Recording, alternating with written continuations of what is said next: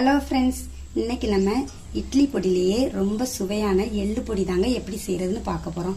இதை நம்ம செஞ்சு வச்சுட்டா 2 மாதம்னாலும் ஒரு ஏர்டைட் பாக்ஸில் போட்டு வச்சுக்கிட்டா நமக்கு தேவைப்படும் போது அப்பப்போ எடுத்து சாப்பிட்டுக்கலாம். அவ்வளோ அருமையாக இருக்குங்க. இதில் சேர்த்துருக்க எல்லா பொருளுமே உடம்புக்கு ரொம்ப சத்தானதுங்க. இந்த சுவையான எள்ளு பொடியை வாங்க எப்படி செய்கிறதுன்னு பார்க்கலாம். ஃபஸ்ட்டு எள்ளு பொடி செய்கிறதுக்கு நான் 1/4 கிலோ எள்ளு எடுத்திருக்கேன். இப்போ இதை ஒரு கடாயில் போட்டு வறுத்து எடுத்துக்கலாம்.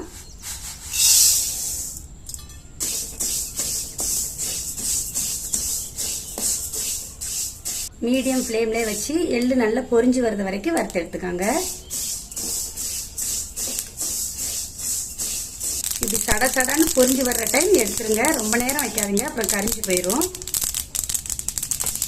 இப்போ இதை எடுத்துக்கலாம். இப்போ அதே கடாயிலேயே 100 கிராம் நான் கருப்பு உளுந்து எடுத்திருக்கேன். நீங்கள் இதுக்கெல்லாம் வெள்ளை உளுந்து எடுக்கிறதா இருந்தாலும் எடுத்துக்கோங்க. அது கூடவே காரத்துக்கு ஒரு 10-12 முழு வத்தல் எடுத்திருக்கேன். இது கூட ஒரு 2 கைப்பிடி கருவேப்பிலையும் எடுத்திருக்கேன், அதையும் சேர்த்துக்கலாம். இப்போ இது கூட ஒரு 10 பல் பூண்டும் எடுத்திருக்கேன், அதையும் சேர்த்துக்கலாம். இது எல்லாத்தையுமே இப்போ நல்லா மீடியம் ஃப்ளேம்லேயே வச்சு வறுத்துக்குவோம்.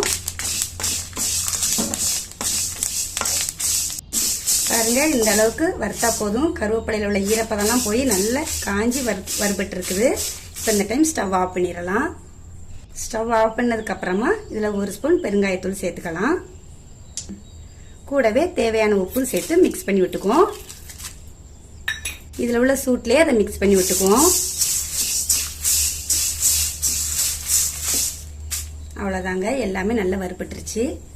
நம்ம வறுத்தது எல்லாமே நல்லா ஆறிடுச்சு. ஃபஸ்ட்டு எள்ளை தனியாக திரிச்சு எடுத்துக்குவோம்.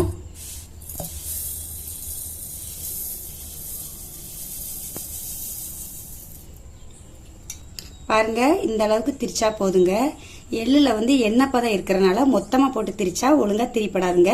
அதனால தான் தனித்தனியாக திரிச்சிட்டு அதுக்கப்புறம் 2ஐயும் ஒன்றா மிக்ஸ் பண்ணிக்கலாம்.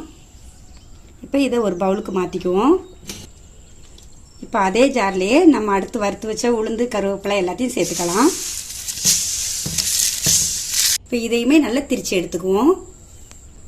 இந்த அளவுக்கு திரிச்சா போதுங்க. இப்போ இது கூட நம்ம ஃபஸ்ட்டு திரிச்சு வச்ச எள்ளு பொடியை சேர்த்து ஒரு ஓட்டு ஓட்டி எடுத்துக்கலாம்.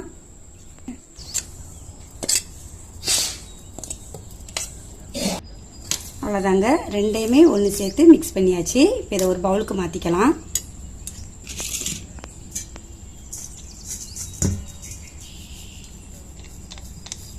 அவ்வளோதாங்க, மணமான எள்ளு பொடி சூப்பராக ரெடி ஆயிடுச்சு. இது இட்லி தோசைக்கு வச்சு நல்லெண்ணெய் விட்டு சாப்பிட்றப்போ ரொம்ப அருமையாக இருக்குங்க. வெறுமனை கூட வச்சு சாப்பிடலாம், அதுவுமே நல்ல டேஸ்ட்டாக இருக்கும். சாதத்துலையுமே விரசி சாப்பிடலாங்க. கொஞ்சமாக எண்ணெய் விட்டு உளுந்து கடுகு போட்டு தாளிச்சிட்டு இந்த எள்ளு பொடியை போட்டு சாதத்தில் விரசி சாப்பிட்டா அட்டகாசமாக இருக்குங்க. கண்டிப்பாக நீங்களும் இந்த எள்ளு பொடியை உங்கள் வீட்டில் செஞ்சு பாருங்கள். செஞ்சு பார்த்துட்டு எப்படி இருக்குன்னு கமெண்டில் சொல்லுங்கள். இந்த வீடியோ பிடிச்சிருந்தா ஃபஸ்ட்டு ஒரு லைக் போடுங்க. மறக்காமல் நம்ம சேனலுக்கு சப்ஸ்கிரைப் பண்ணுங்கள். நன்றி.